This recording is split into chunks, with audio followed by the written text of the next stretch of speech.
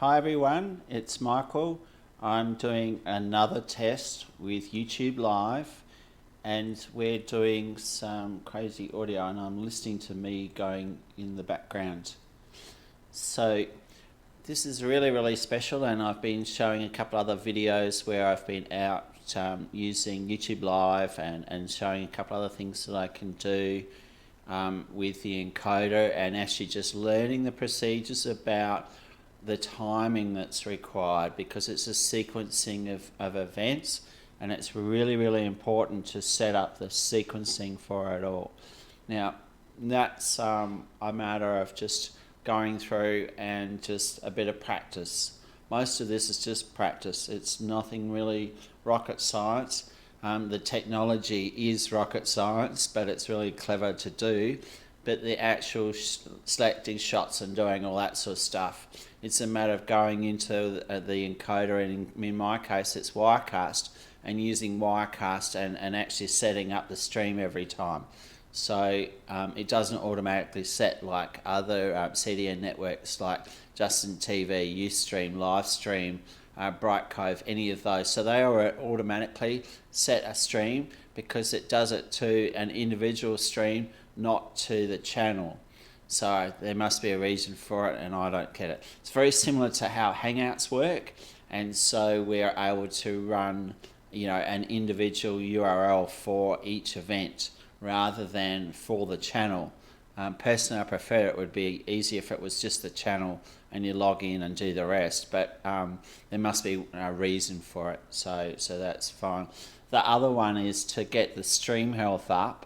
I'm using a 4G dongle which is working on a tower, radio tower not far away from here, as opposed to my cable network which has a really poor up rate but it has a really good down rate, so I can't work that one out. It just doesn't run as I'd like. But in this instance it's doing really cool. I haven't lost anything yet. I haven't lost the signal strength and it looks really neat. So you've just got to watch what bandwidth is. Probably one of the best tools for that is speedtest.net, and that'll give you an indication. It won't give you an exact thing because the actual stream health is a little bit different than what the actual ping rate or whatever that speedtest does. So speedtest works on that level, but we're looking more at actually what it can actually do. Now YouTube do have some tools to actually help with that, and that's really important to actually make that work for you. So there's so much that can be done with this, and it's really exciting because my next step is to go and put a live event out where someone's got some really cool information and then perhaps share it amongst a small group. Now the other thing with this is it can be shared privately or shared to a Google Plus circle attached to a page. So there's the scope of actually having 50 shared to privately on YouTube, and a whole team can be shared to on a Google Plus page. So if you want more information on that, ping me for it, I'll go for it and show you what I mean. It's just really important to show those sorts of steps. The other thing that's really imperative too is to have a decent sound setup. Now I know that people will go in and they'll just use their webcam mics and do all the rest of it, and that's cool, except you end up with a bit of room echo, which is probably what I've got about here anyway, because this room's pretty bare.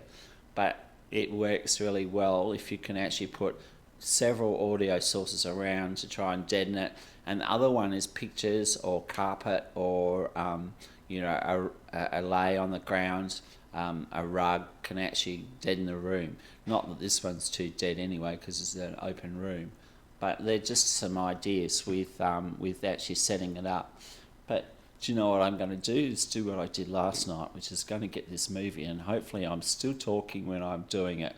It says that I am, and we're running the movie which is down at Currumbin Beach on the Gold Coast in Queensland, and it's running it quite neatly, and I'm very impressed that I'm able to do this so that make it work for me in creating the stream.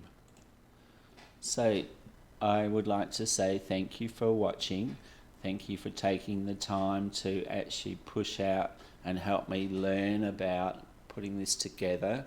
It's a really important step for me, and really cool tools to be able to use. So I'm going to quit on this one.